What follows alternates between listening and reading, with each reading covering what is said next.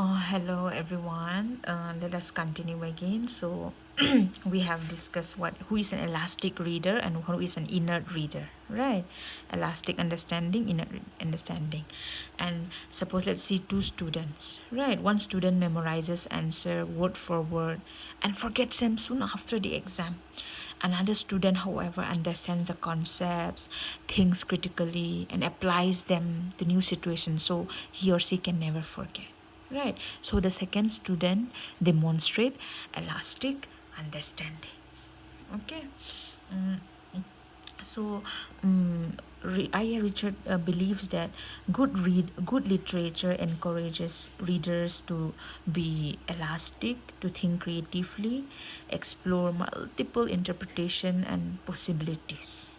Okay, so mm, uh, uh, Richard argues that like good readers should be always elastic, should always remain open to new meanings rather than being trapped in rigid rules, rigid interpretation based on rote memorization and all that. Okay, elastic understanding, develops what?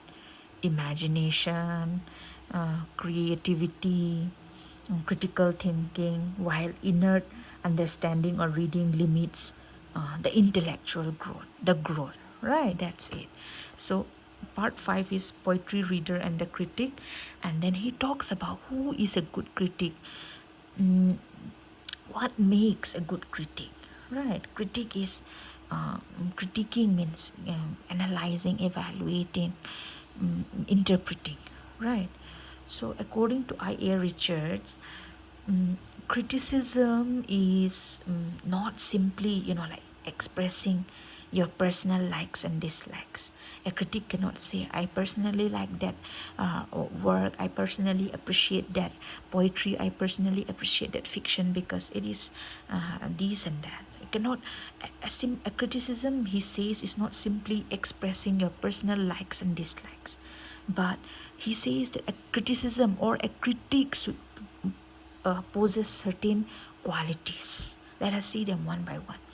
So, uh, he says that a critic, first of all, must understand experiences, right? So, since that literature originates from human experience is the first step, right? Critics should appreciate that experience, should appreciate the emotions and the situations represented in a work. He should understand where the poem is coming from. He should understand what kind of emotions or experiences the poet is going through to write something. Okay. Secondly, a critic must judge values carefully. Okay, which means that a critic must evaluate whether a certain poem, a certain fiction, literature enriches, adds meaning to life. A critic should evaluate whether a certain work can contribute positively to human experiences for human welfare. Okay, that is a second quality of a good critic. Now, in the third critic, distinguish subtle differences means that mm, mm, great literature, great literature uh, great literature distinguish subtle differences means that a great literature sometimes often contains many shades of meaning and emotions, right? There are so many emotions, there are so many uh, emotions running through in a work. So a good critique should notices the kind of the differences of emotions, the details of emotions, the balance of emotions in a work. That means he should be able to point out the the minute details, the minute emotions, the meanings hidden. He should be able to bring out those so that he can give an honest or a very good critique of a work. Okay, he should remain objective, very important. A critique should not be biased for his own, he should be able to control his own subjective thoughts. Okay, just because a critic is knows the author, or just because a critic is in a good mood, or just because he's in a bad mood, that should not affect his work. He should remain objective, right? He should not allow, personal emotions and feelings to control his judgment of another literary work. He should be strict to the facts. He should judge carefully. He should notices the details of the work. Okay, he should remain objective, means he should not be emotional. He should not be carried away by his emotions, and he should not be biased. And he should, in fact, rather be he should have sensitivity, intelligence, passions, and balanced judgment.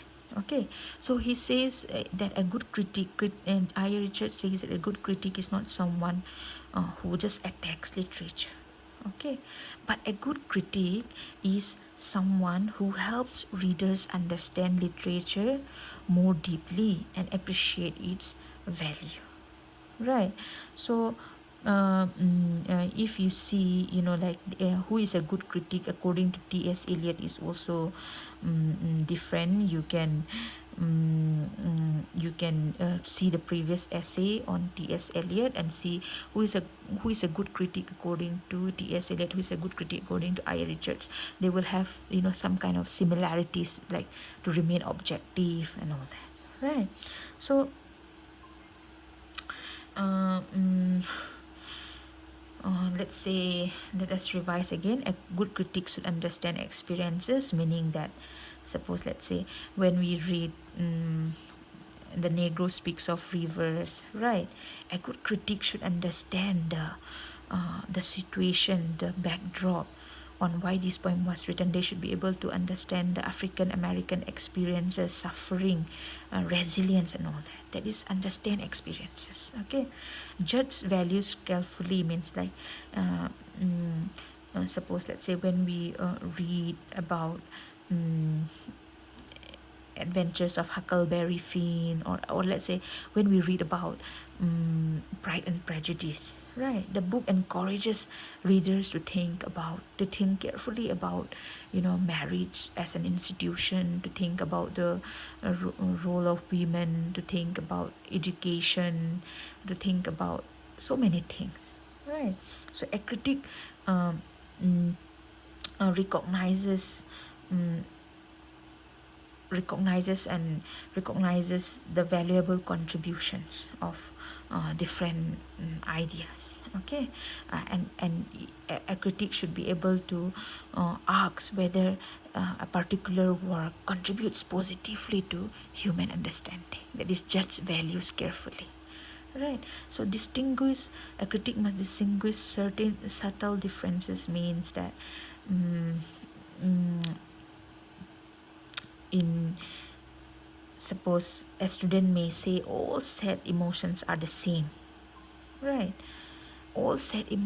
Someone may say all sad emotions are the same, but a critic can recognize the difference.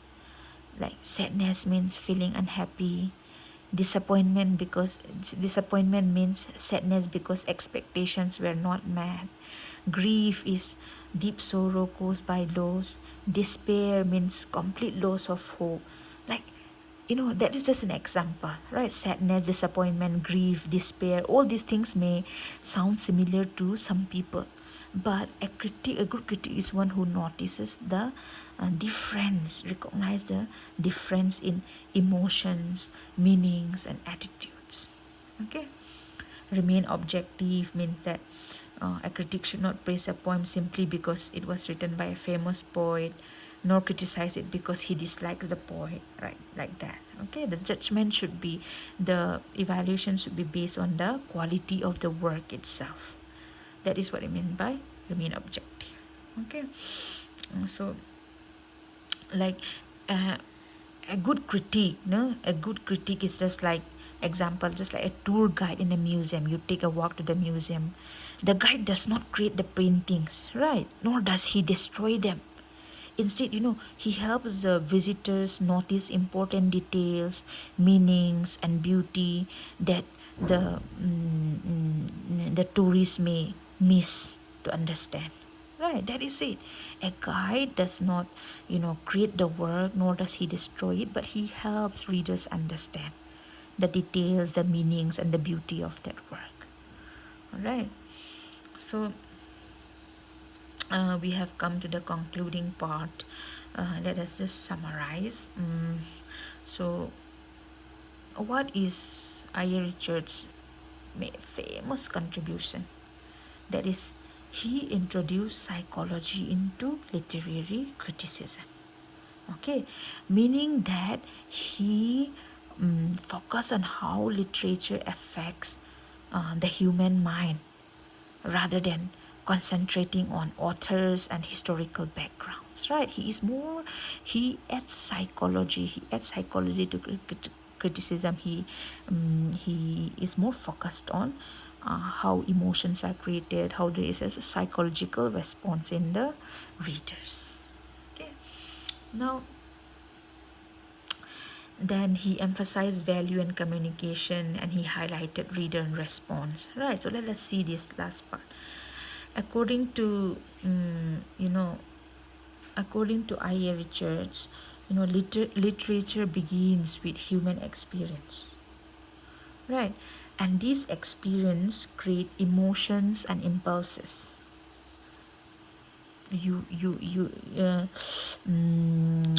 uh, to give you an example, like I have given you again and again, I have given you examples to show that, like there is impulse and in the mind when we experience something, right? So suppose that you experience the loss of a parent, then the impulse, the emotions running through, you feel extreme despair, you feel a sense of loss, uh, you feel like everything is shattered, right?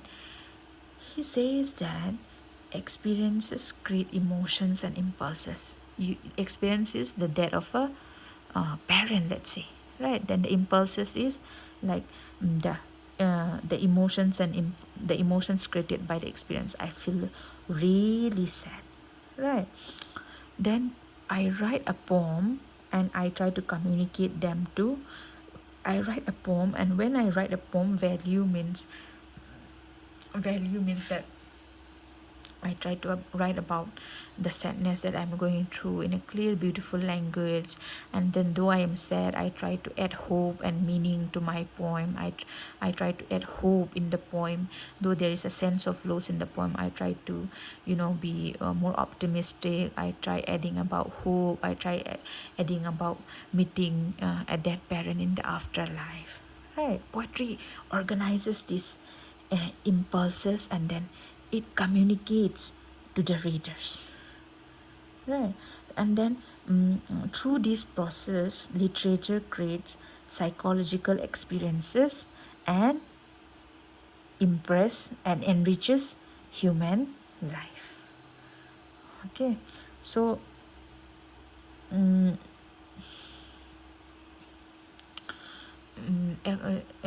we can say that um, Richards believed that poetry is valuable because it organizes our emotion, communicates meaningful experiences, and helps us achieve mental harmony.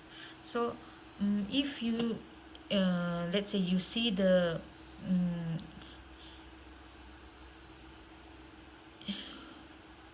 just excuse me for a minute.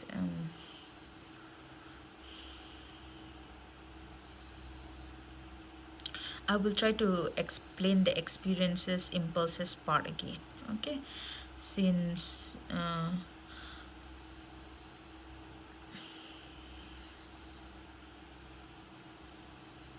so let me re-explain this part.